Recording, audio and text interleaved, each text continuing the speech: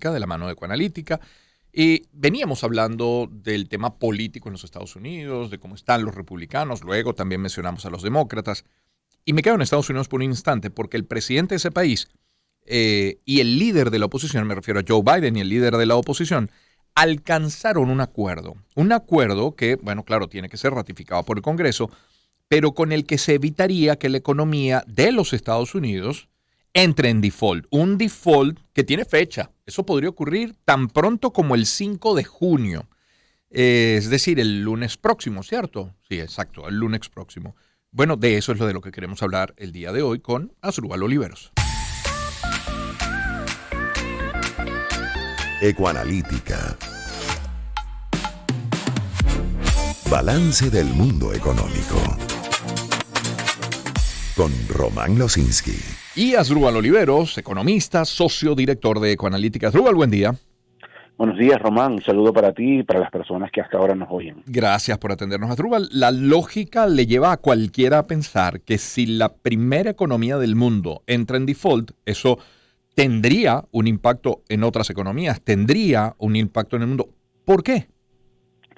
Bueno, Román, porque al final el peso de la economía americana en la economía global es relevante, porque además la moneda que más se usa es el dólar, que la emite los Estados Unidos a través de su Banco Central, la Reserva Federal, y porque además tiene el mercado accionario más grande del mundo y que además obviamente está integrado con toda la economía. O sea, sus implicaciones van más allá de los Estados Unidos, por lo que implica la integración económica global y lo que representa el dólar. Y porque además, digamos que es un hito en finanzas que digamos el activo más seguro que existe son las letras del Tesoro americano. Entonces imagínate si el Tesoro americano no puede pagar, ¿qué queda para el resto? Allí, bueno, es como obviamente la referencia, el que debería ser el ejemplo, también de alguna manera está colapsando, ¿no? Entonces tiene implicaciones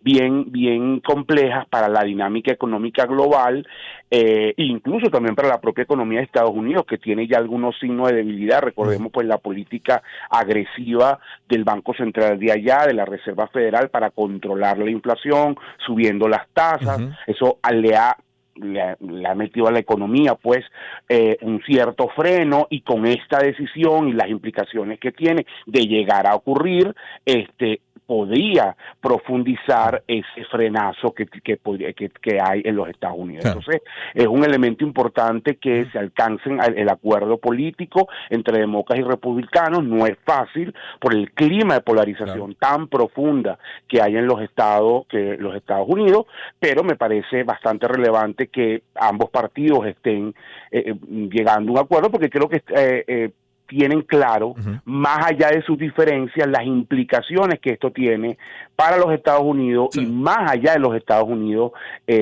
una decisión de este tipo. Claro, has dicho dejar de pagar, y eso es lo que es default, dejar de pagar. Y alguien se puede preguntar, bueno, ¿dejar de pagar a quién? Bueno, he estado leyendo que entre las cosas que tendrían que dejar de pagar, que no tendrían dinero para pagar, es, por ejemplo, cancelar a sus soldados, que son tan importantes para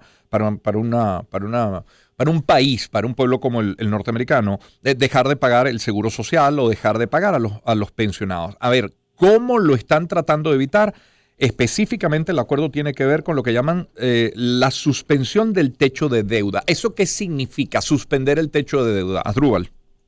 Bueno, al final, Román, este es un tema que tiene que ver con los contrapesos institucionales que existen en los países. El Congreso de los Estados Unidos tiene pues un peso relevante para controlar los gastos, para controlar el tema del presupuesto y para autorizar al gobierno a que se endeude, es decir, cuáles son los límites de emitir deuda para poder financiar el déficit que tiene el gobierno, en este caso el gobierno de los Estados Unidos. Entonces lo que busca el límite del techo de deuda es permitirle al gobierno poder endeudarse más para cumplir con sus compromisos. Y para poder hacer frente a el presupuesto que el gobierno de Biden ha establecido, no solamente para este año, sino para los años siguientes, ese presupuesto tiene unas líneas de ingreso, tiene unas líneas de gasto y tiene un apartado de endeudamiento. Bueno, el Congreso de los Estados Unidos, que hoy,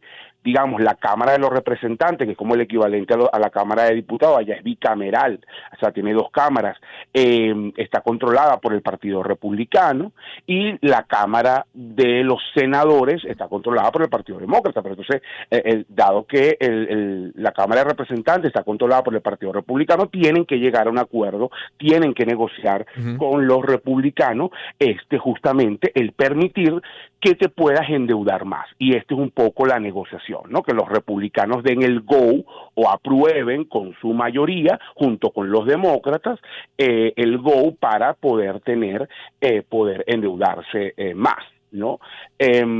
Aquí lo relevante es que, bueno, ha habido unas negociaciones todos estos días. Sí. Por supuesto que los republicanos están pidiendo unos recortes en el gasto, es decir, le están diciendo al gobierno de Biden, yo te puedo autorizar, yo puedo lograr que lleguemos al acuerdo, pero no voy a aprobarte el presupuesto tal y como tú lo presentaste, porque también, bueno, hay cuestiones políticas allí, y entonces han entrado en un debate de recortes en algunas áreas, ligadas, por ejemplo, a temas de ambiente, a temas de cambio climático, que hay diferencias notables entre demócratas y republicanos, y bueno, es una negociación compleja, porque imagínate los niveles de partida que hay en una economía tan grande como la de los Estados Unidos, pero eso es un poco lo que se está haciendo. Ya en la semana pasada, finales de la semana pasada, se logró, como vamos a llamarlo, un preacuerdo entre el líder de la mayoría republicana en la Cámara de Representantes y el gobierno de Biden, pero recuerda que también el Partido Republicano tiene sus complejidades,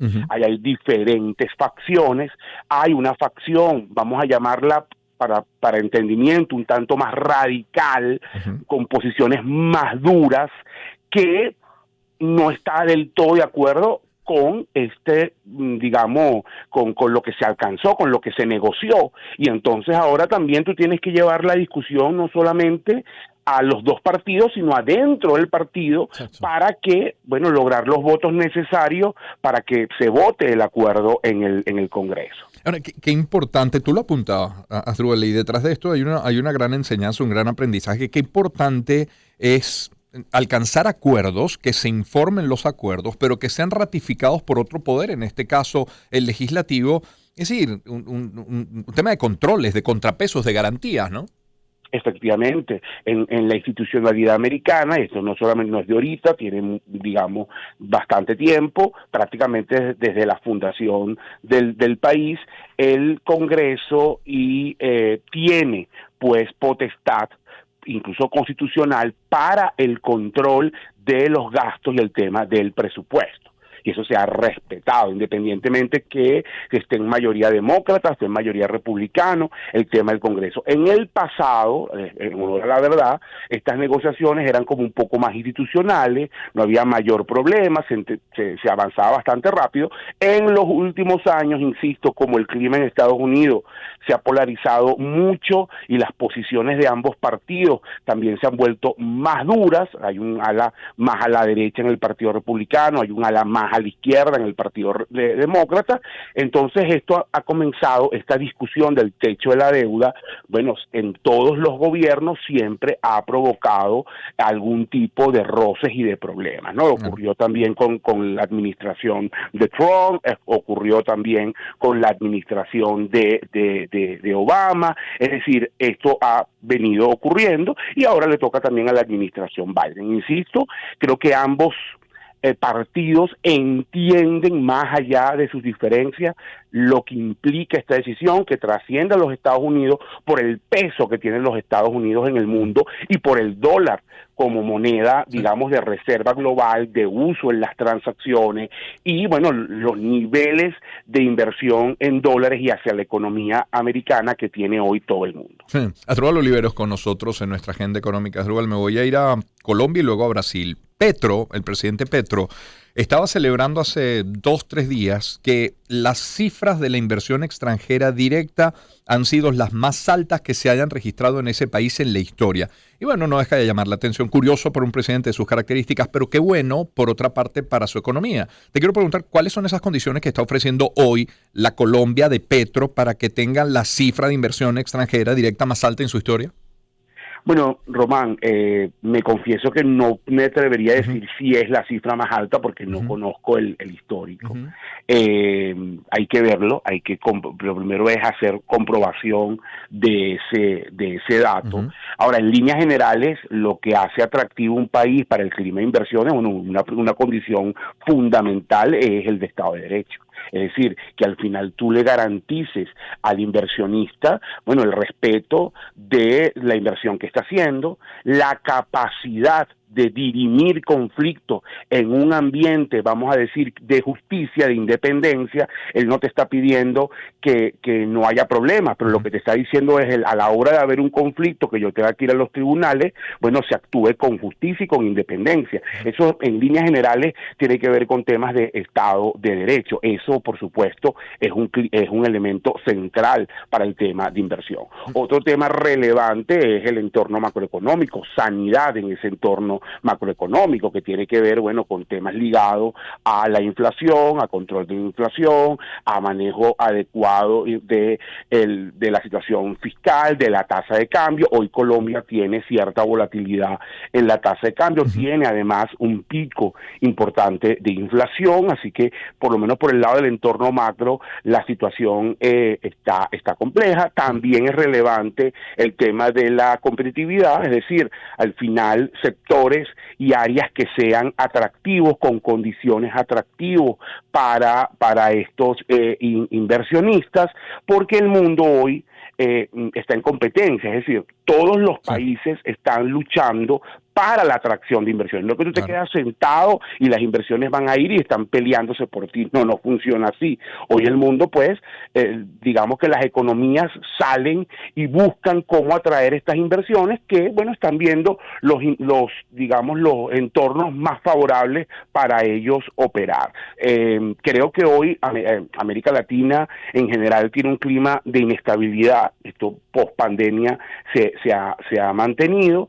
En el caso específico de Colombia, pues el cambio de un gobierno de izquierda como el de Petro, que es una novedad allá, también ha generado cierta inestabilidad en el mercado, en los inversionistas. Recientemente, la salida de su ministro de Hacienda, José Antonio Campo, que era un hombre muy respetado por los mercados, porque, bueno, es un economista muy reconocido, profesor de universidades en los Estados Unidos, un gran investigador, y bueno, fue ministro hasta hace poco de Petro, su ministro de Hacienda.